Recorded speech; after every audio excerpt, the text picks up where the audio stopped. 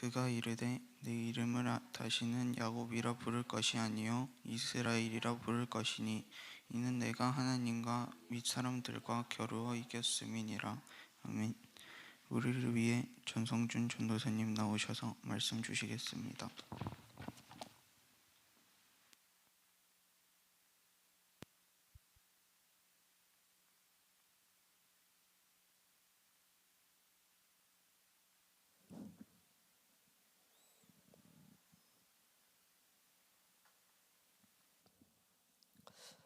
네, 오늘은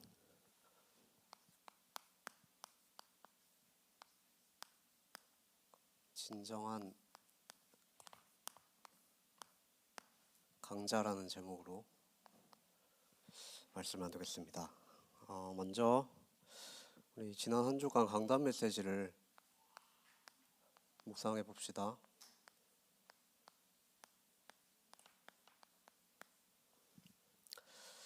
요아스에 대해서 이제 말씀을 주셨죠. 근데 이 가문의 배경이 좀 복잡합니다. 이 요아스 왕의 할머니가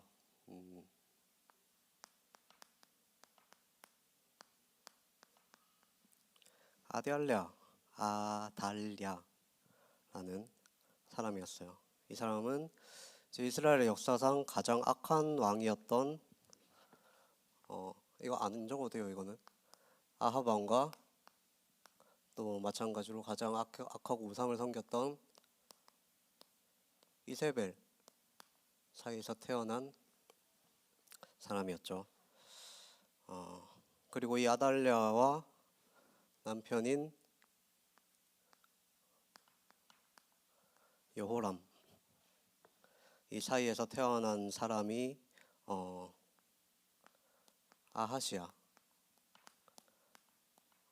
아하시야인가요? 아하시야 왕이었는데 이 아하시야 왕의 아들이 요아스였습니다. 네, 이 아하시야 왕도 마찬가지로 하나님이 보시기에 악을 행했던 왕이었죠. 그래서 결국 이 사람들은 하나님께서 심판을 하셨습니다. 그래서 이 예후라는 사람을 통해서 이 선지자를 통해서 혁명을 일으켜서 이 아합과 이세벨의 가문을 멸망시키고 또 이 아하시야 왕을 섬기는 자들과 또 아하시야의 그의 형제들이 다 죽게 되는 그 사건이 일어나게 됐죠. 이때 이 아하시야의 어머니인 이 아달랴가 이제 혁명을 통해서 자기 아들과 손자들이 죽은 걸 보고 유다 지파의 씨를 가진 모든 왕족들을 전부 죽여버리는 그런 사건이 일어납니다. 눈이 완전히 뒤집힌 거죠. 자기 손자인 요아스까지 이제 죽이려고 했었습니다. 그래서 이 아하시야의 아들 요아스도 죽임을 당할 위기 속에 있었죠. 그래서 하나님께서는 그런데 반드시 이 유다 지파를 통해서 이 그리스도의 언약이 성취되어져야 되기 때문에 이 요아스의 고모인 여호사브앗과 또 남편인 대제사장 여호야다를 통해서 이 아하시야의 마지막 남은 아들 요아스를 보호하셨습니다. 그래서 이 여호야다는 살아있는 동안에 이 요아스 왕의 그 영적인 스승이 됐죠. 그래서 이 요아스는 어린 시절에 6년 동안 하나님의 성전에서 숨어서 지내게 되면서 이 여호야다를 통해서 언약을 전달받게 됩니다. 그리고 왕이 된 후에도 영적 스승인 여호야다를 통해서 이 영향을 받아서 하나님이 보시기에 정직하게 행했던 왕이었죠. 근데 문제는 이 여호야다가 죽은 후에 이 요아스 왕이 이 유다 방백들의 말을 듣고 하나님을 버리고 또다시 우상을 섬기게 된 것입니다. 그래서 또다시 재앙이 임하게 됐죠. 그래서 우리가 이 요아스의 이야기에서 얻을 수 있는 교훈이 있습니다. 첫 번째로 만남의 축복이 너무나도 중요하다. 그리고 특별히 영적 스승과의 만남의 축복이 너무나도 중요하겠죠. 그래서 우리는 어떤 사람을 만나느냐에 따라서 우리의 가치관이 형성이 되고 또 그 가치관이 우리의 삶과 또 신앙생활을 형성해 나가기 때문에 그 만남의 축복이 정말로 중요하다고 볼 수 있습니다. 그렇다면 이제 우리가 이 하나님을 믿는 복음을 가진 이 가정 속에서 그리고 또 영적인 스승과의 만남이 정말 귀한 축복인 것이죠. 그래서 만약에 그분들을 통해서 여러분들이 복음을 전달받지 못했다면 사실상 지금 여기서 여러분들이 예배를 드리고 있을 수가 없었겠죠. 그래서 사실 여기서 함께 여러분들과 예배를 드리고 있는 지금 교사분들이 뭐 교회에서 특별히 월급을 받는 것도 아닌데 여기 와서 같이 예배 드리고 또 여러분들을 위해서 기도해 주신다는 그 사실이 정말 고마운 거겠죠. 네. 근데 더 중요한 것이 있습니다. 바로 우리 개인의 영적인 상태가 중요합니다. 그래서 이 만남의 축복이 중요하고 또 영적인 은사들을 통해서 영적인 영향력을 받는 것도 우리가 중요하겠지만 또 이분들께 받은 이 영적 영향력이 우리 개인의 영적 상태까지 이어져야 되겠죠. 그래서 결국에는 나 혼자 있을 때 하나님이 나와 함께 하시는 그 축복을 누릴 수 있느냐 없느냐가 중요하다고 볼 수 있습니다. 그래서 결국엔 우리에게 복음이 개인화되어야 된다는 말이죠. 그래서 우리가 이 복음 안에서 하나님이 함께 하심을 누리는 그 영적 상태가 되어진다면 우리가 아무리 이상한 사람을 만난다고 해도 오히려 우리가 거기에 영향을 받는 것이 아니라 그 사람들에게 선한 영향력을 끼치는 사람이 될 수가 있겠죠. 그래서 이런 사람들을 보고 영적 서밋이라고 합니다.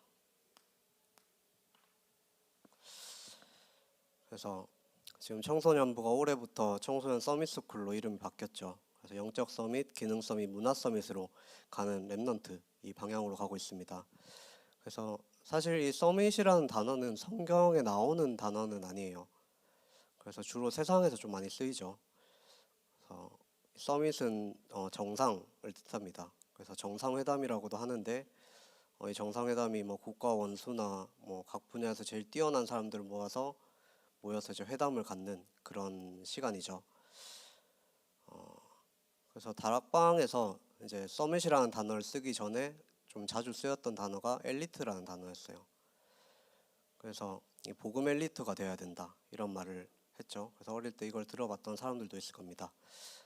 근데 단어의 뜻이 이제 엘리트, 무슨 서밋, 최정상 이러다 보니까 왠지 모르게 이 서밋이라는 단어가 나랑은 좀 안 맞는 것 같고 또 뭔가 어려워 보이고 나에게는 지금 해당되지 않는 먼 미래의 일일 것이다 라고 생각을 할 수가 있겠는데, 근데 이 서밋이라는 말이 세상에서 주로 사용하다 보니까 우리가 말씀에서 그 설교를 통해서 서밋이라는 단어를 들을 때도 이 세상 기준의 서밋으로 받아들이는 경우가 많은 것 같아요. 근데 하나님께서는 우리를 이 세상 기준에서 서밋이 되려고 우리를 부르신 게 아니죠. 그럼 우리는 어디에 서밋이 되어야 되느냐?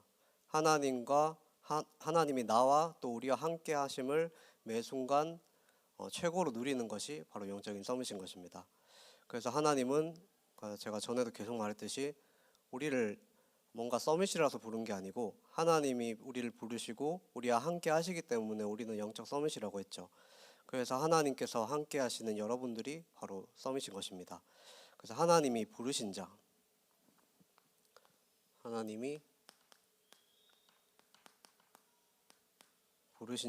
또 하나님이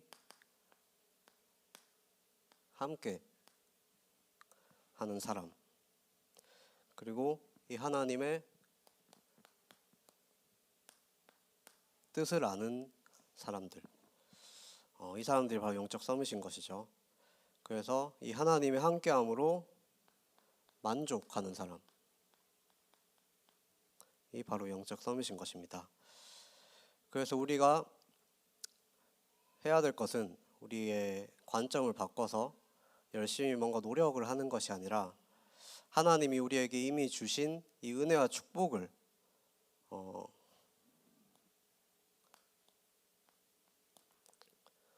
누리는 것이 바로 영적인 서밋인 것이죠. 그래서 은혜와 축복을 누리는 영적 서밋의 시간, 서밋 타임을 가져야 되는 것입니다. 그래서 여러분들도 지금 가장 먼저 가져야 될 것이 이제 여러분들이 개인적으로 하나님과 만나는 시간이죠. 그래서 예배를 드릴 때도 우리가 말씀을 드릴 때도 또 기도할 때도 내가 하던 모든 것들을 내려놓고 하나님을 바라보는 것이죠. 그리고 내가 뭔가 고민하고 있는 문제가 있다면 이걸 해답을 찾기 위해서 우리가 기도하고 말씀을 듣는 것이 아니라 우리의 모든 고민거리조차도 하나님께 다 맡기고 나를 향한 하나님의 음성에 귀를 기울이는 것입니다. 그래서 우리의 개인의 영적인 상태가 하나님을 바라보는 상태로, 하나님과 함께함을 누리는 상태로, 그래서 내 인생의 주인이 하나님이심을 인정하고 이 하나님께 모든 것을 맡기고 말씀에 의지하여 따라가는 그 상태를 보고 영적 서밋의 상태라고 하는 것이죠. 그래서 이 영적 서밋이 되어질 때 기능 서밋과 문화 서밋은 따라오게 되는 것입니다. 그래서 하나님이 이미 우리에게 주신 것이 분명히 있기 때문에 우리는 그것을 발견하기만 하면 기능 서밋이 되는 것이죠. 그럼 문화 서밋은 뭐냐? 우리에게 기능과 전문성을 주신 이유가 있겠죠. 하나님이 주신 것으로 하나님이 만드신 이 세상을 살리라는 것입니다. 그래서 우리가 복음의 가치를 알고 또 누리게 된다면 뭐 살리지 말라고 해도 살리게 되겠죠. 왜냐하면 하나님이 아브라함을 복의 근원으로 부르시고 또 아브라함이 가는 곳마다 밟는 모든 땅과 그의 후손들을 축복하신 것처럼 우리 안에 있는 이 복음으로 말미암아서 우리가 가는 현장마다 살아나게 될 것이기 때문입니다. 그래서 지금 여러분이 학생의 신분이라서 공부를 열심히 해야 되겠는데, 그래서 공부 때문에 좀 많이 힘들겠지만 사실 지금 공부가 중요한 게 아니거든요. 공부를 열심히 하는 것도 필요하지만 그 전에 내가 왜 공부를 해야 되는지 그 이유를 하나님께 질문하고 발견하는 것이 먼저 우리가 해야 될 것입니다. 그리고 우리가 꿈을 가지는 게 중요한 것이 아니라 하나님이 나를 부르신 이유를 찾는 것이 중요한 것이죠. 그래서 우리 인생의 주인을 내가 아니라 하나님으로 이게 되어질 때 우리에게 만나지는 모든 만남은 축복의 발판이 되는 것입니다. 그렇게 되면 우리에게 오는 모든 문제는 하나님이 주신 나의 것을 찾는 기회가 되겠죠. 그렇게 되면은 이때부터 나에게 일어나는 모든 사건들은 하나님이 우리에게 주시는 응답이 되는 것입니다. 그래서 우리가 관점을 바꿔서 우리가 열심히 하는 것도 필요하겠지만 그것보다 먼저 우리에게 이미 주신 그 은혜와 축복을 누리는 영적 서밋의 시간을 가지시기 바랍니다. 그래서 오늘 야곱의 여정을, 언약의 여정을 함께 볼 건데요. 이 야곱은 젊은 시절에 인본주의의 대가로 알려져 있죠. 그래서 이 야곱은 하나님은 이제 야곱을 고난의 길로 계속 인도하셨는데 하나님은 이거 고난을 통해서 이 야곱의 인본주의마저도 하나님의 계획으로 바꿔 나가셨습니다. 그래서 사실상 이 인본주의를 썼던 야곱의 모습을 살펴보면 지금 우리의 모습을 볼 수가 있죠. 그래서 하나님은 이 야곱 같은 나를 부르신 것입니다. 그리고는 이제 우리가 생각지도 못한 절대적인 계획을 갖고 계시죠. 그래서 우리가 이 언약을 붙잡을 때 하나님이 성취하시는 것을 볼 수 있는 것입니다. 먼저 이 야곱에게는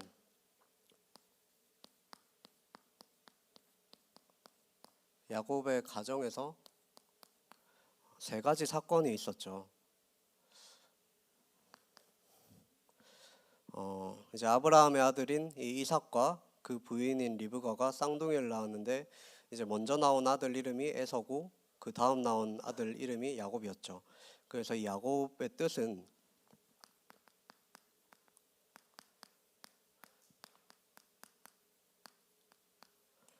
이 발꿈치를 잡는 자라는 뜻입니다. 그래서 이 동생 야곱이 형보다 먼저 나오고 싶어서 이 발꿈치를 잡고 그 상태로 그대로 태어나게 됐죠. 그래서 하나님은 이 야곱과 에서가 태어날 당시에 이제 큰 자가 작은 자를 섬기리라 하고 이미 언약을 주셨어요. 그래서 이 동생 야곱을 통해서 하나님의 언약을 성취해 나가실 것이라고 태중에서부터 미리 정하신 것이죠. 그래서 이 야곱은 둘째로 태어났지만 이 장자의 축복을 받고 싶어 했습니다. 그래서 한 가지 꾀를 내게 됐죠. 그게 바로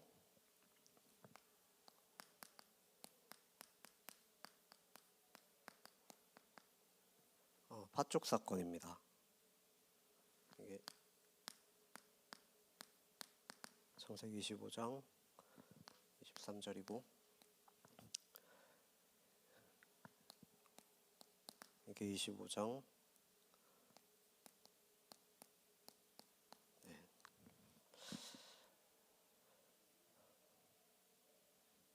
그래서 에서가 장자권을 이제 동생한테 팔아넘긴 그 사건이죠. 그래서 여기서 우리가 장자권에 대한 에서의 생각을 알 수가 있습니다. 이 에서가 장자권을 팥죽 한 그릇에 넘겼다는 그 말은 이제 언약의 중요성을 몰랐다는 말이겠죠. 그래서 영적인 축복을 예사로 생각했다는 말입니다. 그래서 당장 뭔가 눈앞에 배고픈 거 그것 때문에 장자권을 팔았죠. 그래서 하나님의 언약보다는 뭔가 육신적인 충족에 관심이 있었던 것입니다. 그래서 히브리서 12장 16절에서 17절을 보면 이 에서에 대한 얘기가 나오죠. 이 장자권을 소홀히 여긴 에서를 망령된 자라고 기록을 해뒀습니다. 그래서 이 야곱과 에서의 차이는 이 야곱은 비록 인본주의를 쓰고 뭔가 무리해서 좀 힘들게 살긴 했지만 그 이유가 뭔가 세상적인 것을 바란 것이 아니라 하나님께 축복받고 은혜 받기 위해서 이렇게 인본주의를 썼죠. 그래서 야곱은 언약의 중요성을 알고 있었던 것입니다. 근데 고생을 했던 이유는 이 언약을 이루어 가시는 하나님의 방법을 몰랐기 때문이죠.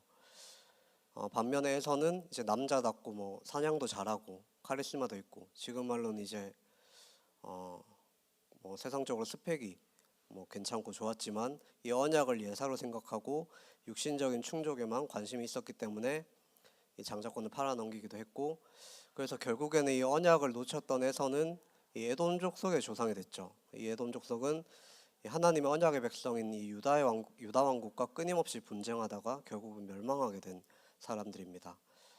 그래서 하나님은 이런 에서의 영적인 상태를 아시고 큰아들 에서가 아니라 둘째인 야곱을 통해서 이 언약의 상속자가 될 것이라는 이 말씀을 그 이삭과 리브가에게 주신 것이죠. 근데 이 언약을 야곱은 알고 있었어요. 야곱도 그 사실을 알고 있었지만 왠지 하나님이 하나님이 아니라 야곱은 이 일이 좀 일어나지 않을 것이라고 생각을 했죠. 왜냐하면 아버지가 이 언약을 놓치고 에서에게 장자의 축복을 주려고 했었고 또 에서를 더 사랑했기 때문이죠. 그래서 이번에는 이제 어머니 리브가 힘을 합쳐서 아버지를 속이게 됩니다. 그래서 이 형에게 주려던 그 축복을 이제 야곱이 형처럼 변장을 해서 목소리도 변조를 하고 또 아버지를 속이고 축복을 가로챘죠. 이게 바로 축복 사건입니다.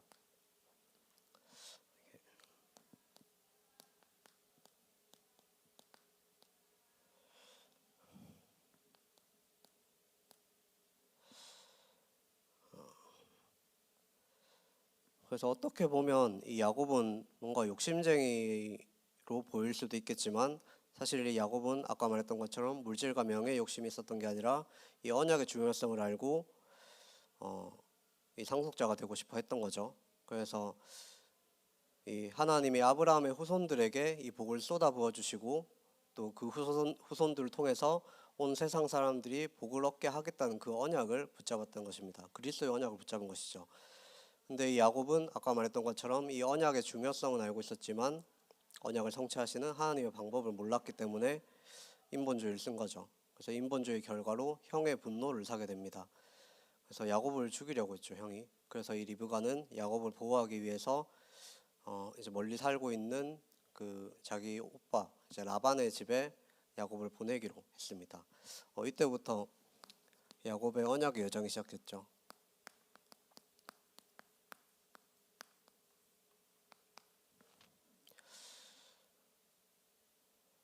그래서 이 야곱은 이제 집을 떠나서 외삼촌이 살고 있는 하란 지역으로 떠나게 됩니다. 그래서 형의 위협을 피해서 이 집을 떠나는 야곱의 자신의 잘못에 대해서 뭔가 자기도 후회를 했겠죠. 후회하면서도 뭔가 무섭기도 하고 불안한 마음이 있었을 것입니다.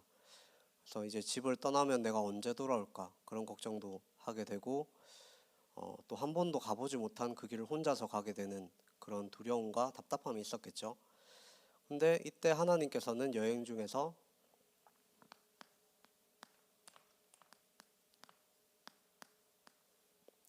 이 베델의 언약을 주십니다. 이 베델에서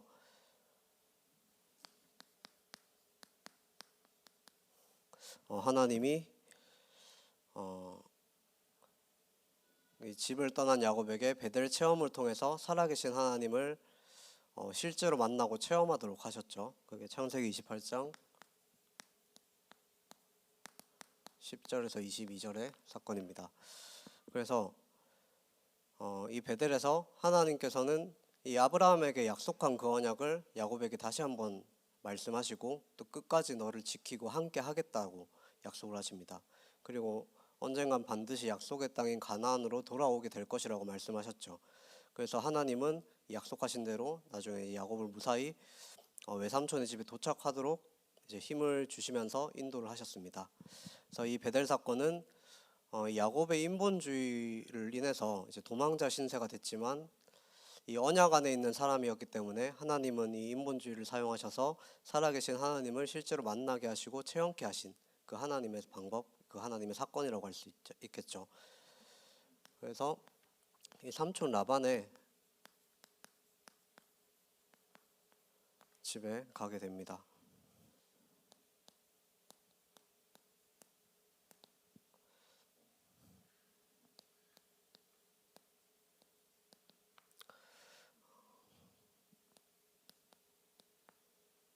이제 여기 가서 이 삼촌 라반의 땅에서 이제 라반의 딸인 라헬을 만나게 되죠. 이 라헬을 만나서 첫눈에 반하게 됩니다. 그래서 야곱은 이 라반에게 라헬을 자신에게 주는 대가로, 자기가 아내로 주는 대가로 7년 동안 열심히 월급 하나도 안 받고 일하겠다 라고 말했고, 이 삼촌은 알겠다고 했죠. 이제 허락해서 이 야곱은 7년 동안 삼촌의 집에서 이제 가축을 돌보면서 그렇게 돈도 안 받고 일을 했습니다. 그리고 그래서 야곱이 라헬을 얼마나 사랑했던지 이 7년을 수일같이 여겼다고 했죠. 그래서 근데 이제 7년 후에 이 라반이 야곱에게 이제 결혼하도록 허락을 했는데 이 야곱을 속였죠. 이 야곱을 속이고 이 둘째 딸인 라헬이 아니라 첫째 딸인 레아와 결혼을 하게 됩니다. 그래서 야곱은 화가 나서 이제 라반에게 따지게 됐죠. 근데 이때 이제 라반은 눈 하나 깜짝하지 않고 원래 우린 그렇다. 첫째 딸이 먼저 결혼해야 된다. 이렇게 얘기하면서 7년 동안 더 일하면 둘째 딸도 주겠다. 이렇게 말을 하죠. 근데 이 야곱은 이 라헬을 너무나 사랑한 나머지 그 7년 동안에도 또 마찬가지로 돈을 안 받고 일을 하게 됩니다. 그래서 이 라헬도 이제 아내로 맞이하게 됐죠. 그렇게 이제 14년 동안 이 야곱은 열심히 일을 하면서 그것도 무일푼으로 일을 했죠. 그러면서도 하나님께서는 이 야곱에게 복을 주셨습니다. 이 기간 동안 이 야곱은 두 아내를 통해서 이제 나중에 두 명이 더 추가가 됐죠. 두 부인이 더 생겨서 이 네 명의 아내를 통해서 11명의 아들과 한 명의 딸을 낳았습니다. 그리고 나중에 이제 한 명을 더 낳아서 베냐민까지 낳아서 12명의 아들들이 이스라엘의 12지파의 조상들이 됐죠. 그래서 이 라반은 이제 계속 야곱의 돈을 이제 품삯을 바꿔가면서 속이려고 했지만 하나님은 이 야곱에게 계속 축복을 주셔서 복을 내리셔서 계속해서 부자가 되겠습니다. 그래서 하나님이 축복하셔서 이 야곱의 재산들이 점점 늘어나게 되니까 이 라반의 아들들이 이 야곱에게 좀 화가 나기도 하고, 그래서 야곱을 나쁘게 말을 했죠. 그래서 야곱은 여기에 낙심하고 있는데 이때 하나님께서 또 야곱의 꿈에 나타나셔서 이렇게 말씀하셨습니다. 내가 라반이 너희한테 했던 그 모든 나쁜 짓들 내가 다 봤다. 그래서 나는 베델에서 너에게 나타났던 여호와 하나님이다. 그래서 당장 이곳을 떠나서 네가 태어난 그 땅으로 돌아가라. 이렇게 말씀을 주셨죠. 그래서 야곱은 이 가축을 이끌고 이 라반의 집을 몰래 빠져나오게 됩니다. 그래서 가나안으로 향하게 됐죠. 3일 후에 이 라반이 이걸 알아채고 야곱을 쫓아왔지만 하나님이 마찬가지로 라반의 꿈에 나타나셔서 야곱을 해치지 말라고 그렇게 말씀을 주셔서 이 야곱을 해치지 못하고 결국에는 이제 가나안 땅으로 향하게 됐죠. 그래서 이 라반의 집에 있는 기간 동안 하나님은 이 사건들을 통해서 자기보다 더한 인본주의를 쓰는 사람들을 만나게 하시고 그 야곱 자신의 인본주의를 깨뜨리셨습니다. 그리고 또 하나님의 보호하심도 체험을 하게 됐죠. 그렇게 야곱은 20년 만에 삼촌 라반의 집을 나오게 됩니다. 그리고 이제 20년이나 지났으니까 야곱 생각에는 이제 형 에서가 좀 화가 다 풀렸지 않을까 이렇게 생각을 하고 이제 형에게 사람을 보내서 자신이 돌아간다는 소식을 전하게 됩니다. 근데 여기서 에서가 이제 힘센 장정 400명을 데리고 이 야곱에게로 온다는 그런 소식을 야곱이 접하게 됐죠. 그래서 이 소식을 들은 야곱은 이 형이 자신과 자신의 가족들을 해칠 거라는 그런 생각에 사로잡혀서 두려움에 떨게 됐죠. 그리고 어떻게 하면 자신을 또 가족들을 지킬 수 있을지를 고민하게 됩니다. 근데 아무리 생각해도 답이 안 나왔죠. 뭐 많은 선물을 주어야 될지 아니면은 도망을 갈까? 그럼 어디로 도망을 갈까? 이런 고민을 해도 답이 나오지 않았습니다. 그래서 아무리 고민해도 답이 안 나오니까 이때 이제 마지막으로 이 야곱은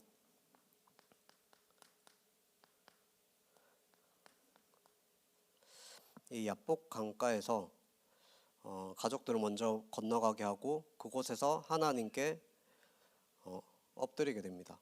그게 바로 야복 강가 사건이죠.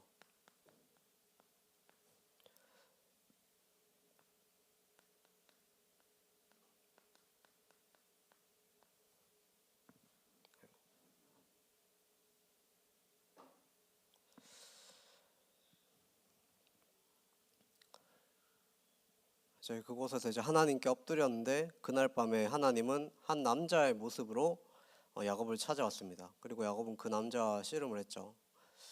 그래서 씨름을 하면서 밤새 씨름해도 승부가 나지 않았습니다. 그래서 이 남자가 야곱에게 자신을 놓으라고 하자 이제 야곱은 이렇게 말을 하죠. 저에게 복을 주지 않으면 난 절대로 당신을 보내드릴 수가 없습니다. 이렇게 말을 합니다. 그때 이제 그 남자가 말하죠. 하나님이 말씀을 하시죠. 내 이름을 이제부터 야곱이 아니라 이스라엘이라고 해라.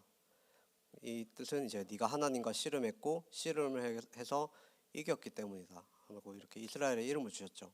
그런 후에 이제 남자는 하나님은 야곱의 환도뼈를 때렸는데 이 야곱의 힘줄이 끊어지고 이 다리를 절게 됩니다. 근데 이 하나님과 씨름해서 이겼다라는 의미가 사실은 뭐 진짜 이겼다는 게 아니라 사람은 하나님을 이길 수가 없죠. 그래서 하나님과 씨름해서 이겼다는 말은 이 진짜 의미는 뭐 부모가 자식을 이기지 못하는 것처럼 하나님의 자녀의 강구는 이제 하나님의 마음을 움직일 수가 있다는 뜻입니다. 그래서 야곱은 이제 몸이 불편해졌지만 이게 복이라는 것을 알게 되었습니다. 그래서 또한 자신이 얼마나 복을 받은 사람인지도 이 사건을 통해서 알게 됐죠. 그래서 야곱은 이제 하나님이 주신 새 이름 이스라엘이라는 이름을 들을 때마다 그리고 다리를 절고 이제 걸을 때마다 자신의 진정한 힘은 하나님과 씨름해서 하나님의 마음을 움직일 수 있는 기도라는 것을 알게 된 것입니다. 그래서 이 야곱은 더 이상 두려워하지 않고 다음 날에 바로 형을 만나러 갔죠. 그래서 이제 이 야곱을 만난 에서는 화를 내기는커녕 이 야곱에게 달려와서 야곱을 꼭 끌어안고 이제 보고 싶었다고 눈물을 흘리게 됩니다. 그래서 이 결론으로 이 야곱은 이제 하나님과 그 씨름 후에 이스라엘이라는 이름을 얻고 아마 이렇게 생각을 했겠죠. 지금까지 나는 사람들과 씨름을 해왔는데 그래서 형과 경쟁했고 또 아버지를 속였고 또 외삼촌 라반과도 다투었는데 그런데 나는 이제 이스라엘이야. 그래서 하나님과 씨름해서 이기는 자 이스라엘이야. 그래서 나는 이제 더 이상 사람과 씨름하지 않고 사람과 싸우지 않겠다. 그래서 나는 언약 잡고 기도해서 하나님께서 나의 삶을 주관하시고 인도하실 수 있도록 하나님의 마음을 움직이는 사람이 되겠다. 이렇게 다짐을 했겠죠. 그래서 우리가 진짜 싸워야 될 싸움은 따로 있는 것입니다.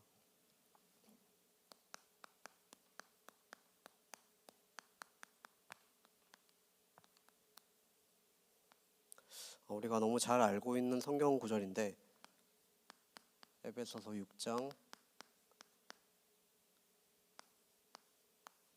10절에서 20절 말씀이죠. 그래서 우리의 진짜 씨름은 에베소 6장 12절에 혈과 육을 상대하는 것이 아니라 이 통치자들과 권세들과 이 어둠의 세상 주관자들과 하늘에 있는 악의 영들을 상대함이라고 했죠. 그래서 이 사탄은 우리를 끊임없이 우리와 하나님과의 사이를 이간질시키고 복음을 누리지 못하도록 계속해서 방해를 합니다.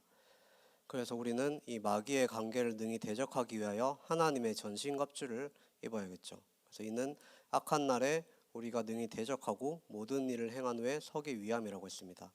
그래서 우리가 항상 잊지 말고 기억을 해야 되겠습니다. 그래서 이번 한 주 동안 이 말씀을 좀 묵상을 하면서 나는 누구인가? 그리고 나는 누구와 싸울 것인가? 그리고 나는